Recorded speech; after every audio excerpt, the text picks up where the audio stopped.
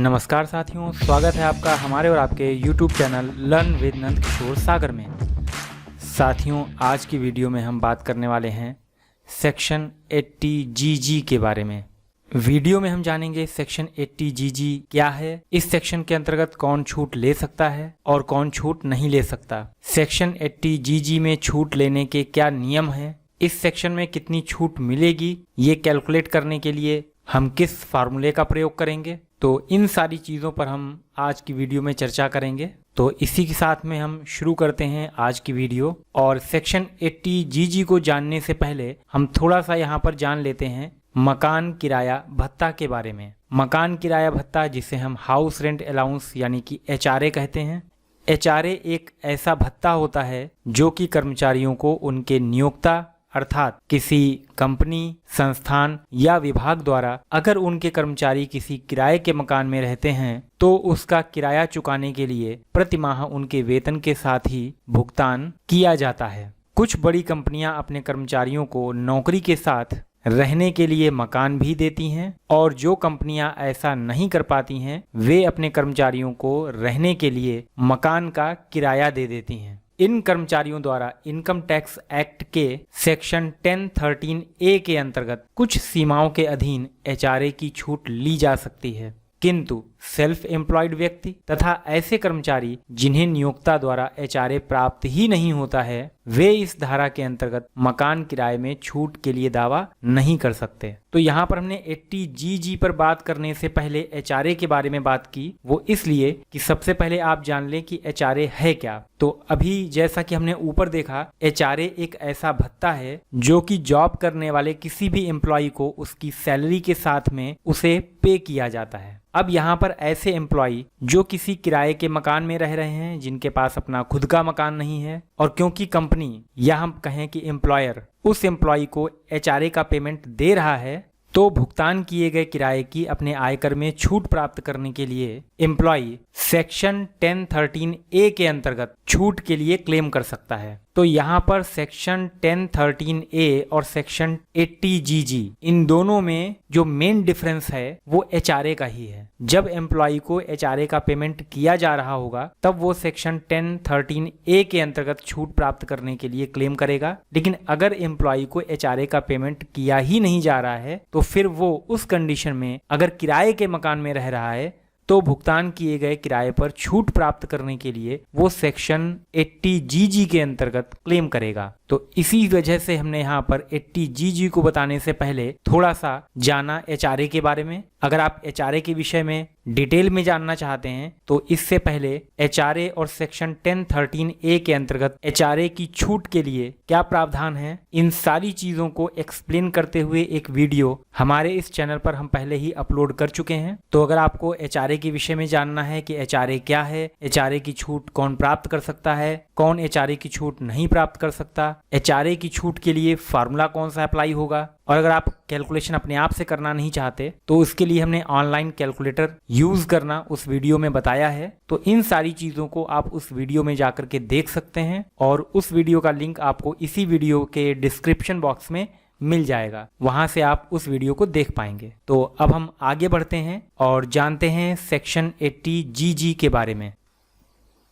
Section 80GG क्या है? Self employed लोगों को अर्थात जो नौकरी नहीं करते हैं, क्या उन्हें घर के किराए के बदले टैक्स में छूट मिल सकती है? इस बात को लेकर कई लोगों में कंफ्यूजन की स्थिति होती है और इसका जवाब है हाँ। अगर आप सेल्फ एम्प्लॉयड हैं या फिर आप एक कर्मचारी हैं मगर आपको आपके नियोक्ता द्वारा HRA का भुगतान नहीं किया जाता है, तब भी आप घर के किराए पर टैक्स में छूट पा सकते हैं। इनकम टैक्स एक्ट 1961 के चैप्टर 6A के सेक्शन 80GG के तहत एक विशिष्ट प्रावधान है जो कि वेतन या आय में हाउस रेंट अलाउंस यानी कि HRA प्राप्त न करने वाले ऐसे व्यक्तियों को टैक्स में राहत देता है जिनके पास स्वयं का मकान नहीं है और वे किसी किराए के मकान में रह रहे हों। तो जैसा कि हमने पिछली स्लाइड में HRA के सेक्शन 1013A के बारे में जाना, तो उस सेक्शन में छूट उन एम्प्लॉयज को मिल रही है जो किराए के मकान में रह रहे हों और उन्हें कंपनी के द्वारा या एम्प्लॉयर के द्वारा HRA का पेमेंट भी किया जा रहा हो। जबकि अगर कोई एम्प्लॉय HRA का पेमेंट प्राप्त नहीं कर रहा है या फिर कोई व्यक्ति सेल्फ एम्प्लॉयड है, वो किसी दूसरी जगह पर काम ना करके अपना खुद का कोई काम करता है, तो ऐसी कंडीशन में उसे HRA नहीं मिल रहा और अगर वो किसी किराए के मकान में रह रहा है तो वहां पर भी भुगतान किए गए किराए पर छूट प्राप्त करने के लिए वो व्यक्ति या कर्मचारी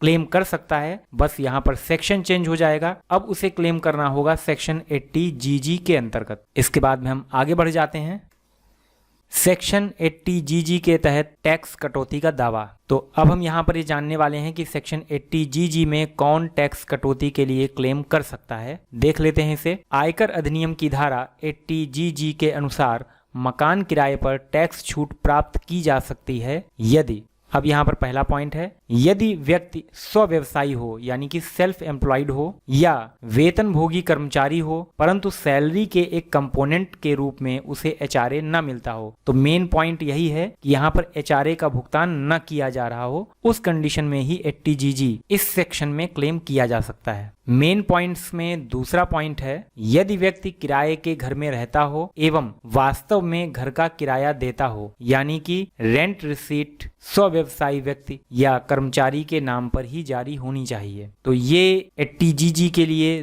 दूसरा मुख्य बिंदु है कि व्यक्ति या कर्मचारी जिसे HRA का पेमेंट ना मिल रहा हो और इसके साथ में वो किराए के मकान में रह रहा हो। इसके बाद में तीसरा पॉइंट देख लेते हैं। इसमें है केवल पुरानी कर व्यवस्था यानी कि ओल्ड टैक्स रिजीम को चुनने वाले कर्मचारी ही सेक्शन 80GG में HRA की कर छूट का लाभ उठा सकते हैं, नई कर व्यवस्था यानी कि न्यू टैक्स रिजीम को चुनने पर नहीं। यानी कि हमें 80GG का जो ऑप्शन है वो सिर्फ तब दिखाई पड़ता है जब हम अपने इनकम टैक्स को फाइल करने के लिए ओल्ड टैक्स रिजीम ऑप्शन को चूज करते हैं, तब हमको आगे 80GG का ऑप्शन मिलेगा और हम उसको क्लेम कर पाएंगे। लेकिन अगर हम इनकम टैक्स फाइल करते समय न्यू टैक्स रिजीम ऑप्शन को चूज करते हैं तो हमें 80GG का ऑप्शन आगे नहीं मिलेगा। तो न्यू टैक्स रिजीम में आपको 80GG का फायदा नहीं मिलता है। इसके बाद में आगे बढ़ते हैं चौथे पॉइंट पर। फोर्थ पॉइंट है, यदि व्यक्ति अपने माता पिता के घर में उनका किराएदार बनकर रहता हो और घर का किराया भी उन्हें देता हो, तब भी वह 80GG के तहत टैक्स बेनिफिट का हकदार है। इसके लिए उसे अपने माता पिता के साथ रेंट एग्रीमेंट साइन करना होगा। इसके साथ ही उसके माता पिता को प्राप्त की जा रही किराए की राशि को अपनी आय में शामिल करते हुए उस रकम पर टैक्स चुकाना होगा। अब यहाँ पर दो पक्ष हैं, एक वो व्यक्ति या एम्प्लॉय जो कि किराएदार की तरीके से मकान में किराया देकर के रह रहा है और दूसरा मकान मालिक। तो यहाँ पर मकान मालिक में व्यक्ति के माता पिता भी मकान मालिक बन सकते हैं। शर्त यहाँ पर यही है कि यहाँ पर किराए का पेमेंट किया जा रहा हो। तो अब उस व्यक्ति के द्वारा अपने माता पिता को मकान मालिक के तौर पर जितना भी किराया पे किया गया है उसका बेनिफिट लेने के लिए सेक्शन 80GG के अंतर्गत वो व्यक्ति या कर्मचारी क्लेम कर सकता है। साथ ही यहाँ पर दूसरा पॉइंट ये है कि उस व्यक्ति के माता पिता यानी कि जो मकान मालिक है वो जब अपना ITR फाइल करेंगे तो अपने ITR को फाइल करते समय जितना भी अमाउंट किराए का प्राप्त हुआ है उस अमाउंट को भी अपनी इनकम में शामिल करेंगे और उस अमाउंट को शामिल करते हुए जो भी टैक्स बन रहा होगा उनके ऊपर बाकायदा उस टैक्स का वो पेमेंट करेंगे। तो इस तरीके से 80GG को एम्प्लॉय के द्वारा अपने माता पिता को मकान मालिक के तौर पर दिखाते हुए भी क्लेम किया जा सकता है। इसके बाद में फिफ्थ पॉइंट है, यदि व्यक्ति द्वारा भुगतान किए गए किराए की राशि प्रति वर्ष 1 लाख रुपए से अधिक है तो व्यक्ति को अपने मकान मालिक का पैन कार्ड अनिवार्य रूप से जमा करना होगा। तो यहाँ पर अगर किराया 1 लाख रुपए से कम है तब तो केवल जो रेंट रिसिप्ट है उनसे काम चल जाएगा, लेकिन अगर भुगतान किया गया किराया 1 लाख रुपए से ज्यादा है वार्षिक तो उस कंडीशन में एम्प्लॉय को अपने मकान मालिक का पैन नंबर भी अपने एम्प्लॉयर को बताना होगा। इसके बाद आगे बढ़ते हैं पॉइंट नंबर 6, यदि इंडिविजुअल्स के द्वारा फॉर्म 10BA को भरकर जमा किया गया हो तो यहाँ पर एम्प्लॉय को जो कि इनकम टैक्स में सेक्शन 80GG के अंतर्गत छूट प्राप्त करना चाहते हैं उनके लिए जरूरी है कि वो फॉर्म 10BA को भर करके जमा करें। अब ये फॉर्म 10BA क्या है तो ये आगे देख सकते हैं। फॉर्म 10BA एक घोषणा है कि व्यक्ति किसी अन्य स्थान पर या उसी स्थान पर जहां पर वह कार्यरत है घर पर स्व कब्जे वाली संपत्ति के लाभ का दावा नहीं कर रहा है। तो यहाँ पर यह बताया जा रहा है कि एम्प्लॉय के द्वारा सेक्शन 80 जीजी के अंतर्गत जो क्लेम किया जा रहा है वो संपत्ति उसकी खुद की नहीं है बल्कि किराए की है। वो किराए की संपत्ति में, किराए के मकान में रह रहा है, ना कि उसका अपना खुद का कोई मकान है। तो ये घोषणा फॉर्म 10BA के माध्यम से एम्प्लॉय द्वारा की जा रही है। 10BA में भरे जाने वाले विवरण निम्नलिखित हैं। अब यहाँ पर ये चीजें हैं जो एम्प्लॉय के द्वारा उस फॉर्म पर दिखाई जाती हैं, जैसे कि निर्धारिती का नाम और पैन नंबर। मतलब जो किराएदार है, जो एम्प्लॉय है, वो अपना नाम, अपना पैन नंबर इस फॉर्म में शो करता है, अपना पूरा पता लिखता है, किराए के मकान में कब से कब तक के लिए रहा है, कितना किराया दिया गया, वो राशि, वो अमाउंट, किराए का पेमेंट किस तरीके से किया जा रहा है, भुगतान का मोड, मकान मालिक का नाम, उसका पता। अगर किराया 1 लाख रुपए से ज्यादा दिया गया है तो फिर मकान मालिक का पैन नंबर भी वहां पर लगेगा। और इसके बाद में सबसे नीचे एक डिक्लेरेशन, एक घोषणा कि किसी अन्य गृह संपत्ति का स्वामित्व स्वयं निर्धारिती के पास या उसके पति पत्नी नाबालिग बच्चे के नाम पर नहीं है या उस HUF के पास नहीं है जिसका वह सदस्य है। तो यहाँ पर सबसे नीचे घोषणा की गई है कि जो संपत्ति है वो उसकी स्वयं की या उसके परिवार में उसके पति या पत्नी या उसके बच्चों के नाम पर नहीं है। तो ये वो बिंदु हो गए जिनके माध्यम से हम छूट प्राप्त करने के लिए क्लेम करते हैं। इन पॉइंट्स में बताई गई कंडीशंस अगर लागू होती हैं तो हम सेक्शन 80 जीजी के अंतर्गत छूट के लिए क्लेम कर पाएंगे। आगे बढ़ते हैं। अब यहाँ पर सेक्शन 80 जीजी के तहत टैक्स कटौती का दावा नहीं किया जा सकता है। तो यहाँ पर वो कौन कौन सी कंडीशन है जो अगर लागू होती हैं तो हम 80 जीजी में टैक्स क्लेम नहीं कर सकते। तो कुछ पॉइंट्स यहाँ पर हैं। सेक्शन 80 जीजी के अंतर्गत मकान किराए पर टैक्स छूट प्राप्त नहीं की जा सकती है। पहला पॉइंट है यदि कर्मचारी अपने स्वयं के घर में रह रहा हो। तो यहाँ पर हम पहले ही बात कर चुके हैं कि जिस घर में वो रह रहा है वो किराए का हो, ना कि उसका खुद का। तो यहाँ पर अगर मकान कर्मचारी का अपना स्वयं का है तो वो 80 जीजी में क्लेम नहीं कर पाएगा। दूसरा पॉइंट है यदि व्यक्ति जिस शहर में किराए के घर में रहता है उस शहर में उसके पति या पत्नी के या उसके माइनर बच्चों के नाम पर कोई मकान है।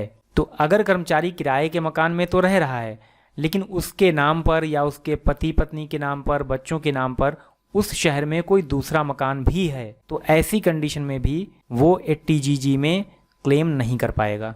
इसके बाद में तीसरा पॉइंट है यदि कर्मचारी किसी संबंधी यानी कि रिलेटिव या किसी परिचित, ये किसी फ्रेंड वगैरह के यहाँ ऐसे मकान में रहता हो जिसका वह कोई किराया ही नहीं देता है। तो अभी हमने पीछे बात की थी, 2 मुख्य बिंदु थे जिसमें पहला था HRA का भुगतान न किया जा रहा हो और दूसरा मुख्य बिंदु था कि वहां पर किराए के मकान में रह रहा हो और किराए का भुगतान किया जा रहा हो। तो ये वही पॉइंट है, अगर हम किसी ऐसे मकान में रह रहे हैं जो हमारा नहीं है लेकिन हमें वहां पर किराया भी नहीं देना पड़ रहा है, तो ऐसी कंडीशन में भी वो व्यक्ति या कर्मचारी सेक्शन 80 जीजी में क्लेम नहीं कर पाएगा, क्योंकि वहां पर उस मकान के किराए का पेमेंट उस एम्प्लॉय के द्वारा नहीं किया जा रहा। आगे देख लेते हैं पॉइंट नंबर 4। यदि कर्मचारी को नियोक्ता द्वारा HRA का भुगतान किया जाता है और कर्मचारी HRA पर छूट का दावा करता है तो वह धारा 80 जीजी के तहत कटौती का दावा नहीं कर सकता। यहाँ पर लाभ केवल एक का ही उठाया जा सकता है, यानी कि HRA,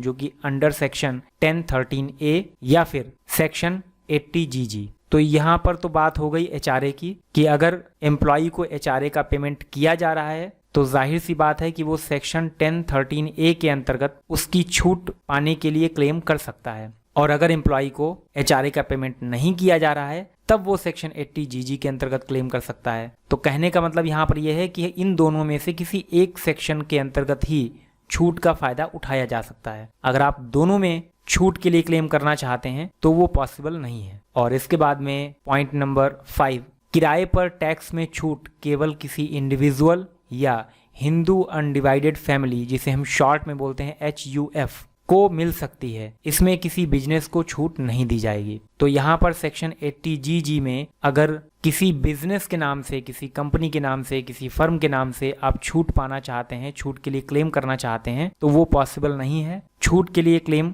केवल कोई इंडिविजुअल या फिर HUF का कोई मेंबर ही कर सकता है। तो यहाँ पर ये ऐसे पॉइंट्स थे जिनमें से कोई भी कंडीशन अगर एम्प्लॉय के ऊपर लागू होती है तो वो 80 जीजी में क्लेम नहीं कर पाएगा। आगे बढ़ते हैं।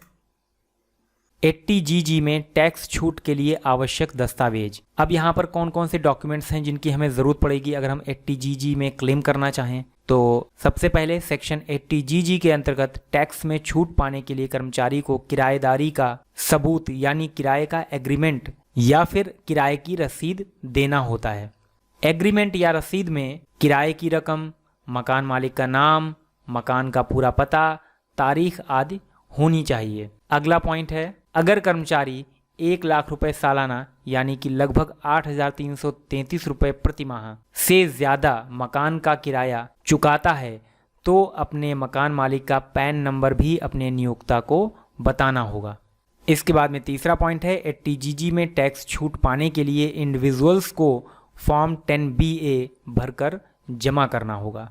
तो ये वो डॉक्यूमेंट्स हैं जिनकी ज़रूरत हमें 80GG में छूट प्राप्त करने के लिए पड़ेगी। आगे बढ़ते हैं। नेक्स्ट, 80GG टैक्स छूट का फॉर्मूला। अब यहाँ पर हमें सेक्शन 80GG में किस तरीके से कैलकुलेशन करनी है वो हम जान लेते हैं। किसी व्यक्ति या कर्मचारी को 80GG के अंतर्गत मकान किराए पर कितनी टैक्स छूट मिल सकती है, यह इन 3 बातों पर निर्भर करता है। 3 पॉइंट्स यहाँ पर हैं। पहला, जिसमें बताया गया है 5,000 रुपये प्रति माह यानी कि 60,000 रुपये प्रति वर्ष, या मतलब हमें एक तो ये अमाउंट लेकर के चलना है 60,000। ये 60,000 कैसे आए? 5,000 रुपये प्रति माह के हिसाब से। दूसरा अमाउंट हमें कैलकुलेट करना है व्यक्ति या कर्मचारी की सकल कुल आय का 25%। तो यहाँ पर व्यक्ति अगर सेल्फ एम्प्लॉयड है तो उसके पूरे साल का जो भी टर्नओवर होगा, जो इनकम होगी, उसका 25% निकाला जाएगा। और अगर वो व्यक्ति कर्मचारी है तो उस कर्मचारी की जो इनकम सैलरी से बन रही होगी उसका 25% अमाउंट निकाल लिया जाएगा। तो इस तरीके से हमारे पास में ये दूसरा अमाउंट आ जाएगा। इसके बाद में हमें निकालना है तीसरा अमाउंट। ये किस तरीके से निकलेगा? इसके लिए हमें करना ये है, भुगतान किया गया वास्तविक किराया, उस व्यक्ति या उस कर्मचारी के द्वारा जितना भी किराया साल भर में पे किया गया है वो अमाउंट, और उस अमाउंट से माइनस करना है कुल आय का 10%, यानी कि उस व्यक्ति की जो भी टोटल इनकम है उसका 10% निकालना है और इन दोनों को माइनस करना है। माइनस करने के बाद में जो अमाउंट निकल करके आएगा तो ये तीसरा अमाउंट होगा। तो इस तरीके से अब हमारे पास में 3 अमाउंट हैं और अब हमें इन तीनों को कंपेयर करना है। इन तीनों में जो सबसे कम, सबसे छोटा अमाउंट होगा वही छूट 80GG में क्लेम की जा सकती है। तो यहाँ पर नीचे दिया हुआ है, नियम के मुताबिक इन तीनों में से जो अमाउंट सबसे कम होगा उतनी रकम पर सेक्शन 80GG के तहत टैक्स में छूट के लिए क्लेम किया जा सकता है। तो अब हम इस फार्मूले को अप्लाई करने वाले हैं अपने एग्जाम्पल्स में। तो यहाँ पर हमने 2 एग्जाम्पल लिए हैं। आ जाते हैं हम अपने फर्स्ट एग्जाम्पल पर। कैसे हम 80GG में टैक्स छूट की गणना करेंगे, तो उसका ये पहला एग्जाम्पल है। माना कि विनय एक स्वव्यवसायी व्यक्ति है, एक सेल्फ एम्प्लॉयड पर्सन है, जो कि सालाना आधार पर किसी वर्ष में 5 लाख रुपए कमाता है और वह एक किराए के मकान में रहता है जिसके लिए उसके द्वारा भुगतान किया जाने वाला वार्षिक किराया 1.5 लाख रुपए है। तो यहाँ पर हमने जाना मिस्टर विनय के बारे में, और अब जो डिटेल्स यहाँ पर बताई गई हैं उन्हीं डिटेल्स के आधार पर हम अपने फार्मूले में इनको रखते जाएंगे। तो हमारा जो पहला पॉइंट है उसके अकॉर्डिंग मासिक किराए की सीमा हर महीने 5,000 रुपये की है। तो इसके हिसाब से पूरे साल का जो अमाउंट बनेगा वो 60,000 रुपये बनेगा। तो पहला अमाउंट तो हमें ऐसे ही मिल गया। अब दूसरा अमाउंट जो कि हमें कैलकुलेट करना है, कुल सकल वार्षिक आय का 25%। तो यहाँ पर हमें वार्षिक आय पता है 5 लाख रुपए सालाना ये कमाते हैं। तो 5 लाख का जब हम 25% निकालेंगे तो वो बनेगा 1,25,000 रुपये। ये हमारा दूसरा अमाउंट हो गया। इसके बाद में तीसरा अमाउंट, जिसमें हमें सबसे पहले लिखना है भुगतान किया गया वार्षिक किराया। तो हम यहाँ पर देख चुके हैं साल भर में जो किराया भुगतान किया जा रहा है वो 1,50,000 रुपये है। तो वो 1,50,000 रुपये हमने यहाँ पर लिख लिया। अब इसमें से हमें माइनस करना है सकल वार्षिक आय का 10%। तो यहाँ पर वार्षिक आय थी 5 लाख रुपए, इसका 10% बनेगा 50,000 रुपये। तो अब इस 1,50,000 से इस 50,000 रुपये को हम माइनस कर देंगे और इसे माइनस करने के बाद में जो अमाउंट निकल करके आएगा वो है 1 लाख रुपए। तो अब हमारे पास में 3 अमाउंट हैं। पहले वाले में 60,000 रुपये निकला, दूसरे वाले में 1,25,000 और तीसरे वाले में 1 लाख। और इन तीनों में आप देख सकते हैं सबसे छोटा अमाउंट है पहला वाला यानी कि 60,000। तो नीचे देख सकते हैं तीनों राशि की गणना कर लेने के उपरांत हम देख सकते हैं कि शर्त नंबर 1 में सबसे कम राशि अर्थात 60,000 रुपये बन रही है।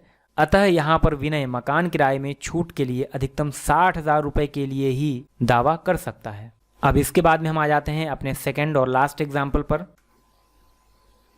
एग्जाम्पल नंबर 2, जिसमें कि मिसेस सुमन जो कि एक निजी कंपनी में कर्मचारी हैं और किसी वर्ष में सालाना 3 लाख रुपए कमाती हैं। वह किराए के मकान में रहती हैं, जिसके लिए उन्हें कंपनी की तरफ से कोई मकान किराया भत्ता नहीं मिलता है। वह अपने घर का किराया 6,000 रुपये प्रति माह चुकाती हैं। ऐसे मामले में कटौती निम्नलिखित में से जो न्यूनतम हो वह होगी। तो यहाँ पर पहला अमाउंट तो हमें ऐसे ही मिल जाएगा 60,000 रुपये, 5,000 रुपये प्रति माह के हिसाब से। दूसरा अमाउंट हमें कैलकुलेट करना है कुल सकल वार्षिक आय का 25%। तो यहाँ पर ये 3 लाख रुपए साल भर में कमाती हैं, तो 3 लाख रुपए का 25% बनेगा 75,000 रुपए। और इसके बाद में तीसरा अमाउंट जो कि हमें निकालना है भुगतान किया गया वार्षिक किराया, इसमें से हम माइनस करेंगे। तो भुगतान किया गया वार्षिक किराया है 6,000 रुपये प्रति माह, तो ये साल भर का बनेगा जाकर के 72,000 रुपए। इसमें से हम घटाएंगे सकल वार्षिक आय का 10%, यानी कि 3 लाख रुपए का 10%, जो कि बनेगा 30,000 रुपए। तो जब हम 72,000 से 30,000 को माइनस करेंगे तो ये निकल करके आ जाएंगे 42,000 रुपए। अब हमारे पास 3 अमाउंट हैं और इन तीनों को कंपेयर करके देख सकते हैं। इन तीनों में सबसे छोटा अमाउंट है 42,000। नीचे देख सकते हैं उपरोक्त उदाहरण में चूंकि शर्त नंबर 3 में सबसे कम अर्थात 42,000 रुपए की राशि है, अतः यहाँ पर मिसेस सुमन को मकान किराए की अधिकतम 42,000 रुपए की छूट आयकर में मिलेगी। तो यहाँ पर हमने एग्जाम्पल्स के माध्यम से कैलकुलेशन कैसे करनी है वो देखा। तो अगर आपके ऊपर भी इसी तरीके की कोई कंडीशन अप्लाई होती है और आप सेक्शन 80GG के अंतर्गत टैक्स क्लेम करना चाहते हैं तो इस तरीके से आप भी अपनी कैलकुलेशन कर सकते हैं। तो आज की वीडियो में इतना ही। अगर आपको ये वीडियो अच्छी लगी हो तो इसे लाइक करें, अपने फ्रेंड्स के साथ में शेयर करें और अगर आप चैनल पर नए हैं तो इस चैनल को सब्सक्राइब कर लें और बेल आइकन को प्रेस कर दें ताकि फ्यूचर में आपको इसी तरीके की आने वाली अन्य वीडियोस के नोटिफिकेशंस मिलते रहें। तो मिलते हैं नेक्स्ट वीडियो में नेक्स्ट टॉपिक के साथ में। तब तक के लिए आप सभी साथियों को नमस्कार।